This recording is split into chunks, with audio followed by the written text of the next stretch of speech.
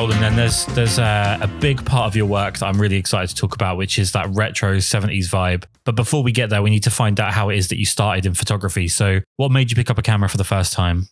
It was very random. I would say I've always been a fan of photography, but I never, made a move. And one day I looked up online and I saw a film camera that was very, really good back then. And I went ahead and purchased it. But I would say it was more so of a call than anything else. I felt like I could do good at it, and I just picked it up. So why specifically film? Obviously, digital is such a big part of photography now. Why do you work with film? Film for various reasons. Number one, I'll say, in my opinion, film is what photography is. It's very genuine. It's very organic. It's beautiful. The colors are very realistic. It's true and it's simple. See, now you say it's true, and this is a really interesting thing because I've brought this up on the podcast before. Is it that like with digital photography being so post-processing centric, is it that film photography is more honest? Absolutely. When you shoot on film, you have room for mistakes, but I'll say you as a photographer have to be on point when it comes to lighting, when it comes to setup and everything like that. So that also implies that your subject have to show up in a very, very good manner. They have to make sure, their skin is well hydrated, very small details. When you're on digital, it's easy to fix a bump. It's easy to go ahead and correct this thing, correct that thing. But on film, it's very, very, very organic. And that's why I love it so much. And let's talk about how you're picking your models, because obviously with the fact that you're working in such a retro way, are you seeking people that are also looking to have images that are kind of in that universe? Or is it a case that you find people that you like and then you bring them over with you to that retro styling? Thus far, everybody that I've actually worked with has been into the 70s, which is my choice of aesthetic. I haven't actually worked with anybody that wasn't into the 70s yet. So I guess I could say that's something for me to experiment and experience down the road. But so far, everybody that I've chosen has been a big fan of the old school vintage feel and vibe. And the area that you're located in at the moment, I'm assuming you're photographing within your own sort of neighborhood, seems to be perfectly suited to your style. Is it something where you're kind of seeking out these locations, or is that just kind of where you are? It's kind of where I'm at, I would say. It's kind of where I'm at. And there's a lot of luck to it too, because believe it or not, man, every time I grab my camera and I'm out for a shoot, I find old cars randomly. It's almost like as if it's meant to be. And when I choose locations too, I try my best to recreate, movie. I inspire myself from, movies a lot. So I try to look for not a lot, but just a little bit of a scenery that can be reminiscing of that era. What is it about the 70s that's grabbed you so much? I mean, not that I can dispute it, because your work is stunning, and I think it's such an amazing Thank you so much. Homage, and it's so honest and close to the 70s. What is it about the 70s that's kind of drawn you in? It's very fierce.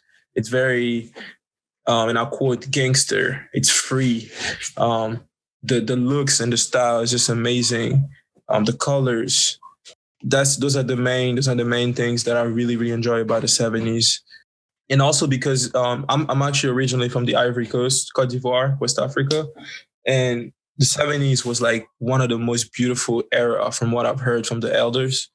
And, I've done a job at going back into time and looking at, photograph and seeing actually how people were very happy living back then compared to now. And, I seek joy, I seek happiness, and I find myself finding these things when I shoot and when I look back at this era. It's as much about like the attitude and the confidence of the people in the images as it is the styling, right? Do you have to give them like a pep talk in how to, in the mood that you're looking for? Or are you someone that kind of lets them run with the way that they're feeling? Typically 9 out of 10. I have an idea of mine, a specific character that I want them to play. So, I run my idea through and I tell them like, I'm trying to, for instance, I start with Isaac. I wanted him to have a very mean look. I'm sorry, very gangster. So I ran the whole script and I told him this is the character that I wanted from him. And usually they do pretty well, they do pretty well. But typically I'll tell them what I want and then they come up with the pose. We come up with the poses and that's how we work usually. And what's your reference in terms of styling and how do you put your mood boards together? Are you looking at old movies, old photographs? What's your reference? It's a mixture of both. Definitely a lot of movie stills. And a lot of times it's also just me thinking of outfits. I like to location scout prior to my shoot just so I know the kind of color palette that I'm going to be working with. And once I have an idea of the kind of colors, I go ahead and shop. But if you notice, I like to keep the styles very simple, because to me that's the best way to make a statement. You don't always need to overcharge them. But a lot of movie stills and things of that nature, yes. I mean, one of the things that I find with your work is that there seems to be some incredible coordination between the styling and the location when it comes to color matching or complementary colors. I think one of the things that gets missed by a lot of photographers, maybe early on and more complacent ones as they get on a bit, is that they don't realize how much work is going into images beyond the sort of bare surface that they're scratching. How much work goes into, like, from the idea to the final shoot? Is it something that you put a lot of time into the planning, or do you kind of try and jump straight in as soon as you have the idea? I'll say it's a lot of time that I put into preparing every shoot. It's gotten a lot more easier as I get more experienced. But I will say that, from finding the location to finding the appropriate model to, matching my colors and to also creating a story, because I try to, every time I should create a story behind every photo. It is actually quite some work. Honestly, it is quite some work.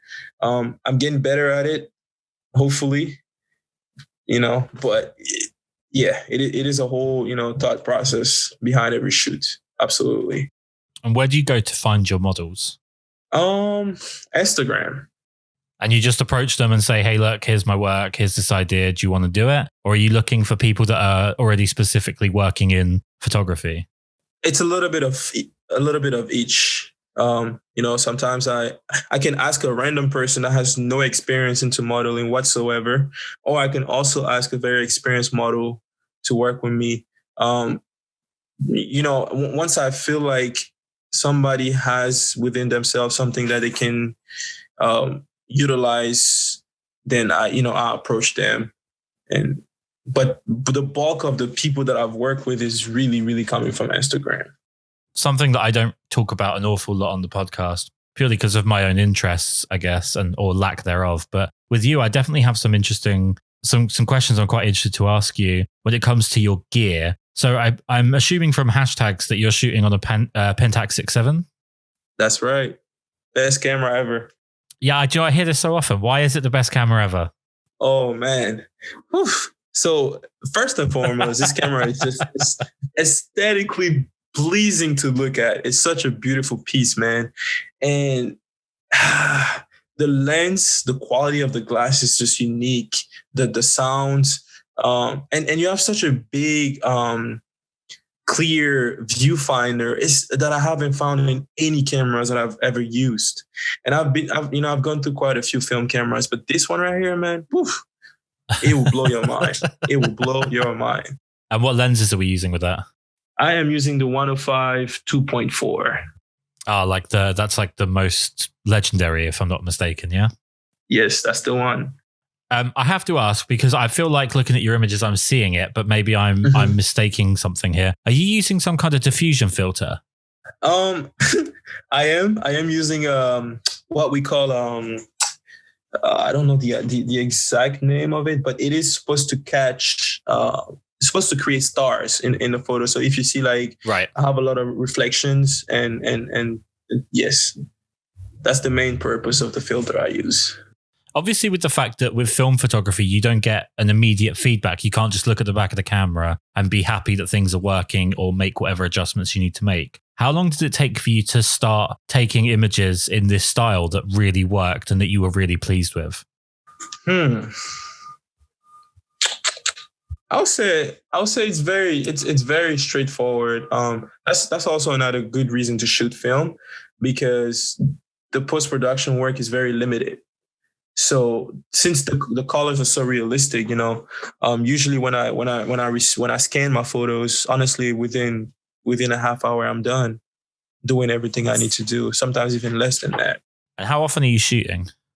Currently being in New York, I've been shooting almost every other day.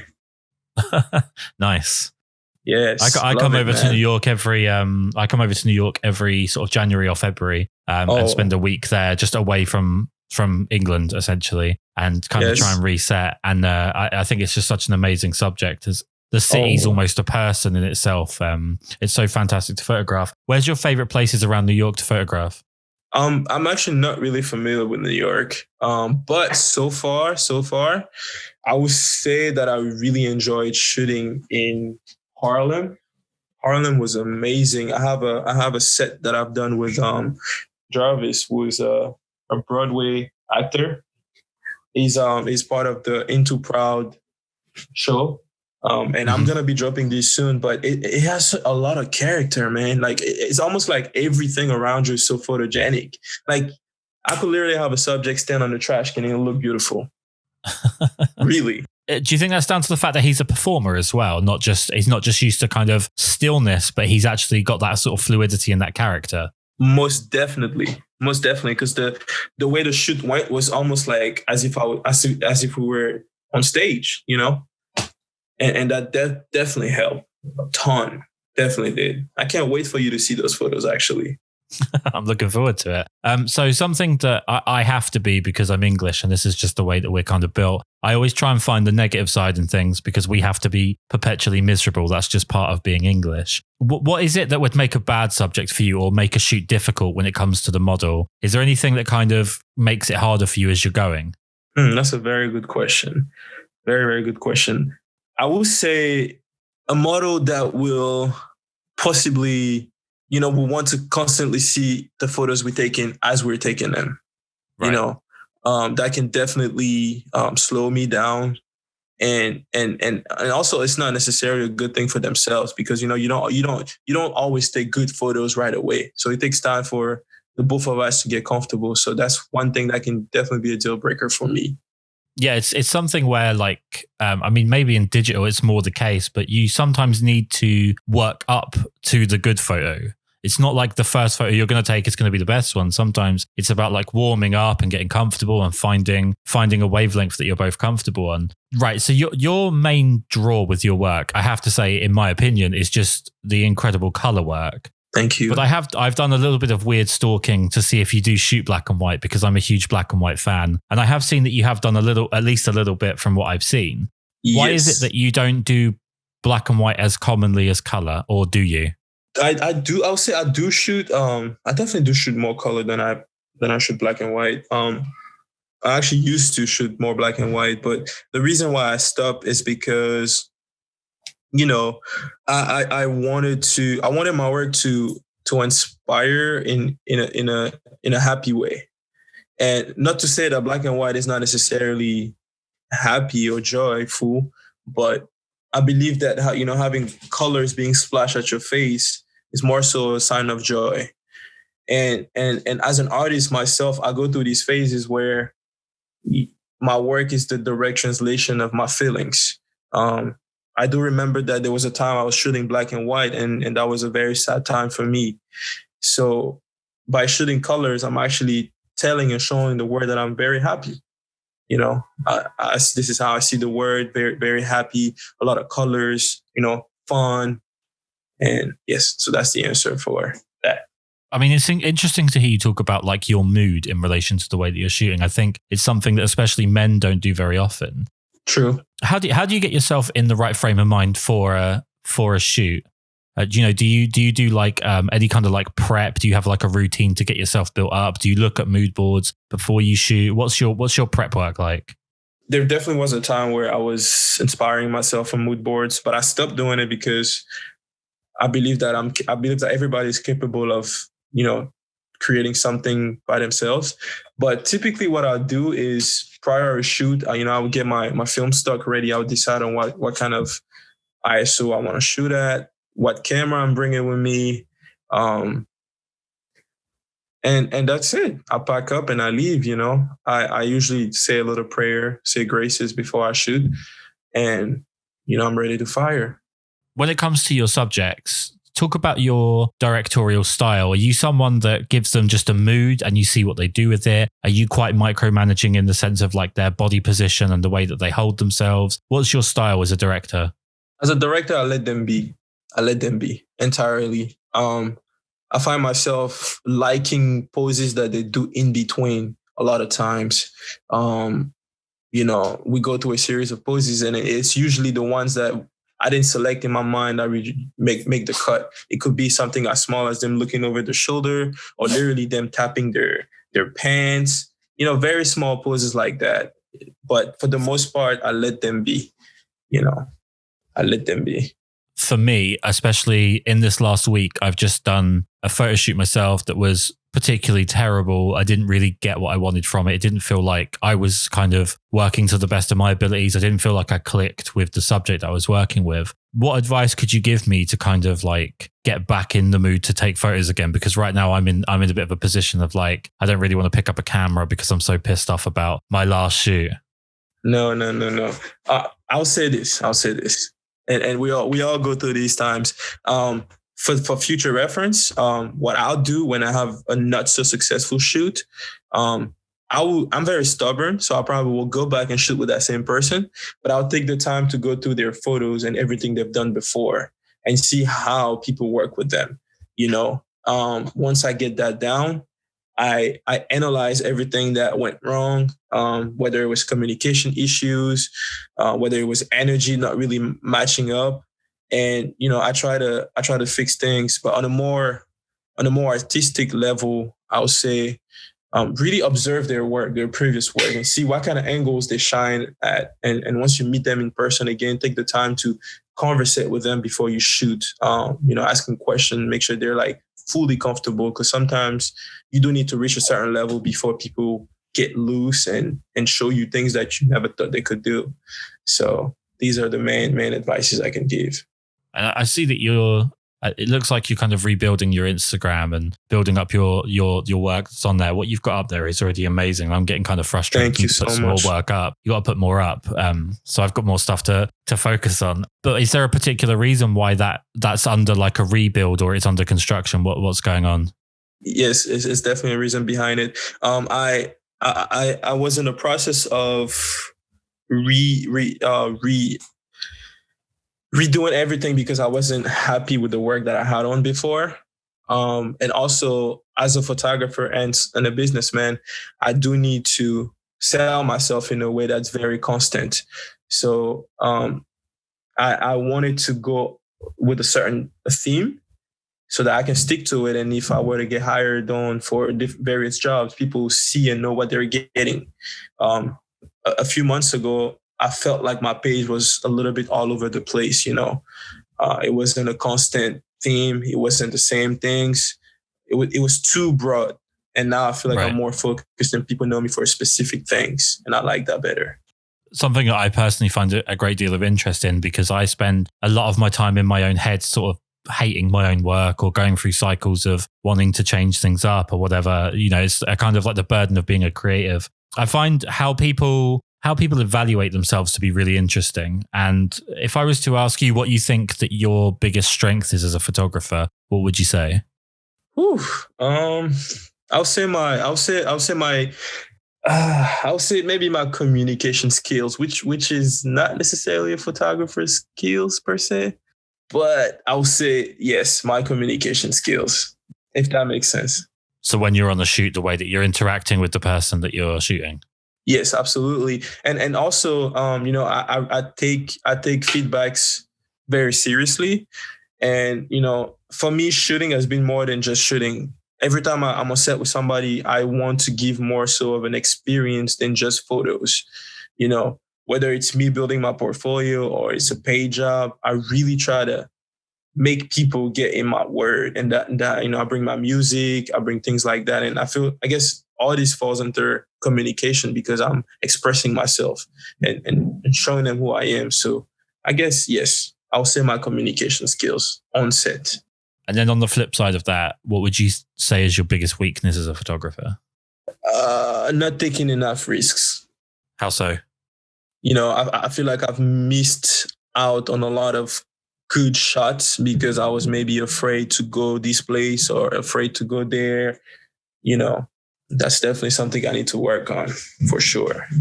What's the fear? Is it the fear of sort of doing something new that might not work? Or is it, what is it that's making you fear that? It's more so on the law level. Oh, okay. I'm saying?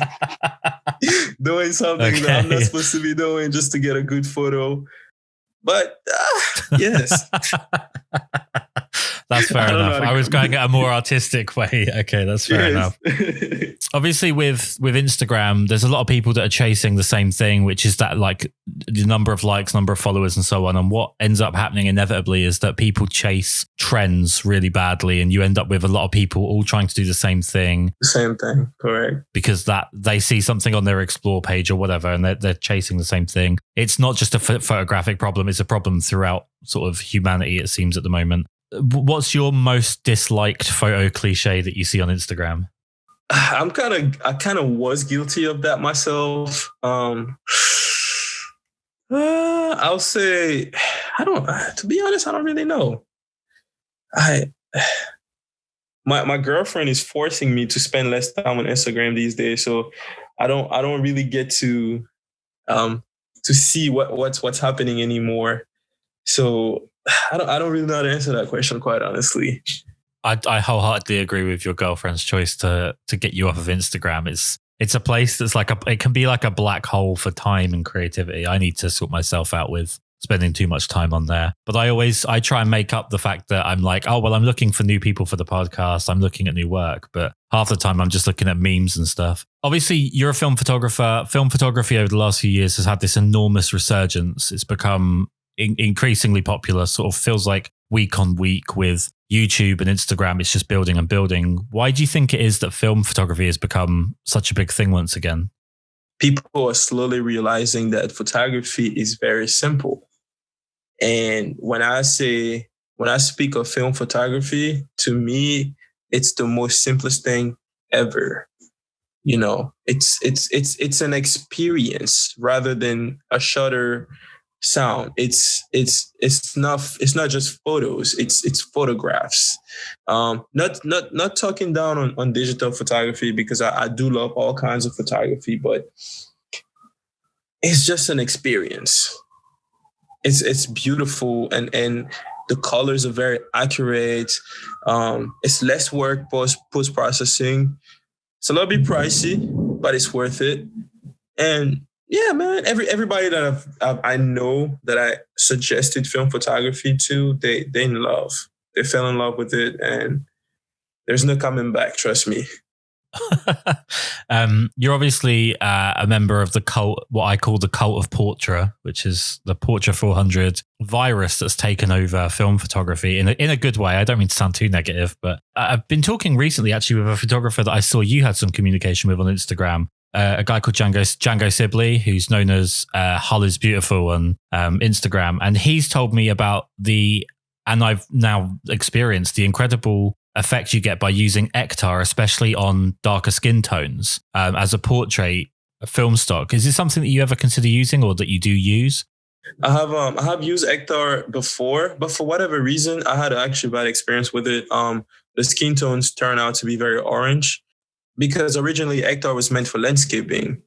And I do believe that depending on your lighting styles and techniques, there is a way to, to use the film to your favor. But for me, what I found, work best for especially darker skin, anything that goes from Portra 160 to 400 is like the best for me. Fair enough. I'll tell Django he's wrong. When it comes to the fact that you're selling prints, right? And one thing that I see a lot is film photographers that create zines and then they sell their zines. And most of the time, these seem to be based around landscape, street photography or architecture. They seem to be the main categories. And I actually was told by someone that you can't do a zine if it's portraits, which I'm really sure is complete nonsense. I don't really have a question, I guess, for this, but it's kind of just a plea. Could you hurry up and make a zine so that I can buy a book of your work? Oh my God, man. This touches me so much. I definitely will. Mark my words.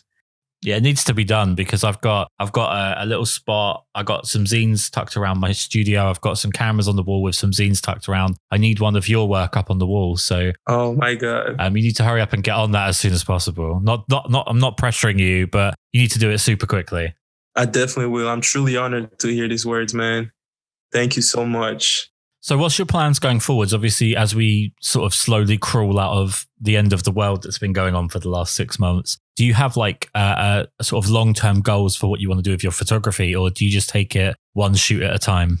I definitely have long-term goals. It's been a goal of mine to own my own magazine. So that's something that it's up in the air at the moment. It's an accomplishment that I definitely want to get to start working towards. And I also always wanted to have my work in galleries and, expose around the world. I definitely want to be a part of a TED Talk, one day. And I also want to encourage the African youth to pursue careers as artists, because where I'm from, artists are disregarded because it's not well paid and, they have a bad reputation. So I want to encourage these young, cats to do what they really believe is the best thing. And I think I'm in a really, really good position right now to do that. So those are all my future / long-term projects as a photographer. I think we've seen over the last few months that there's a lot of talk around social responsibilities and the way that people interact with each other, the way that we conduct ourselves in general. As a photographer, what do you think sort of the social responsibility of a photographer is when it comes to the work that you're putting out? Do you have to put stuff out with particular sort of socio-political messages behind it? Do you think you have to be careful to not use, too much of one type of model, anything like that? Do you think you have a responsibility as a photographer? I think I believe so at 110%. A photographer to me is an artist, and we have ways and we can be heard. So, I take pride in elevating Black women. For instance, I've made it a goal since I started doing photography to do my best to show, younger women that you can still look elegant, very sophisticated, and still be beautiful and still attract men around you. I'm not a big fan of nudity. So, you see a lot of my work is very uplifting of the women in my community because they've been mistreated for so long that I feel like somebody's got to do it. And I take pride in doing that. So I do believe that, photographers, artists of all kinds have such a big, role into changing things.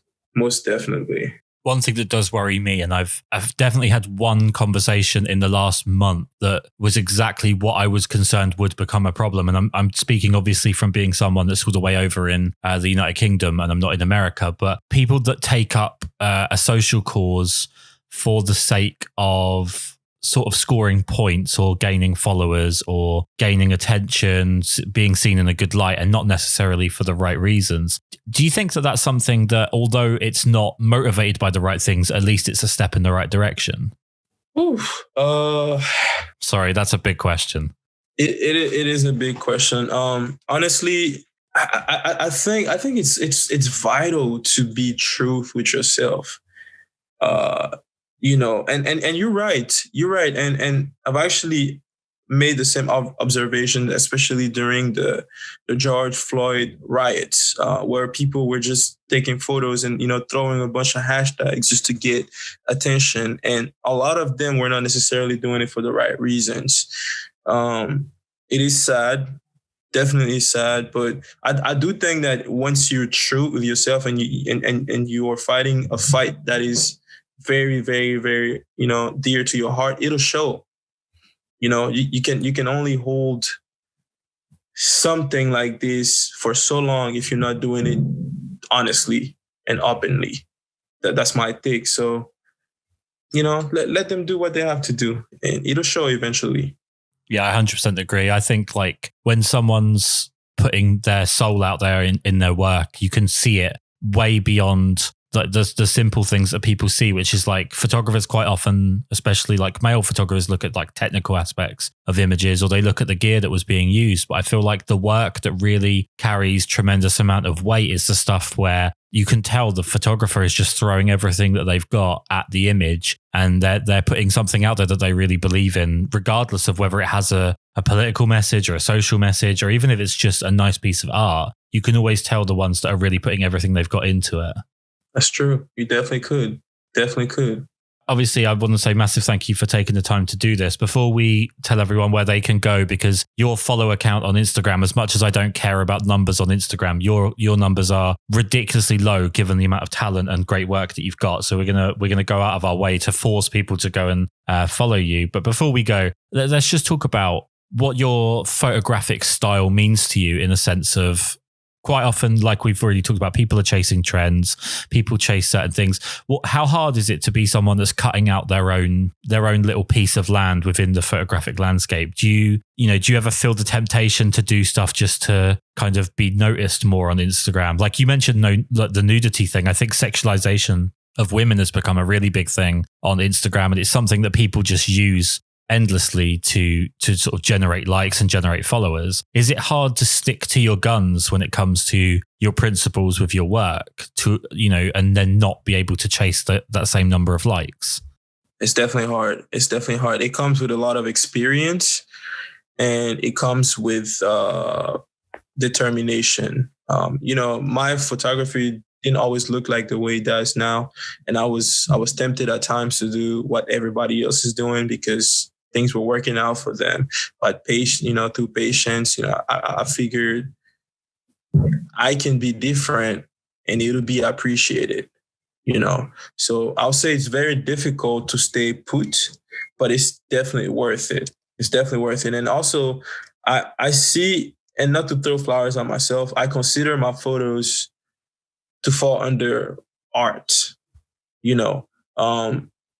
in the city that I live, which is Cincinnati, Ohio, you find yourself, encountering photographers that do the same things, and they are having way more business than I do. But I've never let that get in the way of my goals, because I felt like I could have my own voice and shine my own way. So it is difficult. It's definitely very, very tough mentally, especially. But to anybody who's going through something like this, I'll just say, I'll say just stay focused. Being different pays. 100% feel like when I talk to people whose work I really love, a small part of me wants them to be dickheads, so that I feel like at least they haven't completely got it better than me, in the sense of like, okay, they might be an amazing artist, but they've got a terrible personality. Unfortunately, you seem to be someone that's incredibly positive. You sound like an absolutely wonderful human being. Thank you so much. And you have an incredible set of images and some great work. And you're going to release a zine soon, which I'm going to buy as soon as it comes out. Where can everyone go so they can see your work? We need to get you as many followers and likes, and people need to find you as quickly as possible. Where's the best place for people to go to find you? I appreciate it. Best place to find me will be on Instagram at Geraldo Malaval. So that is at Geraldo, Geraldo Malaval. There we go. Amazing. Thank you so much for taking the time to do this. Thank you for having me. I really appreciate it. Thank you.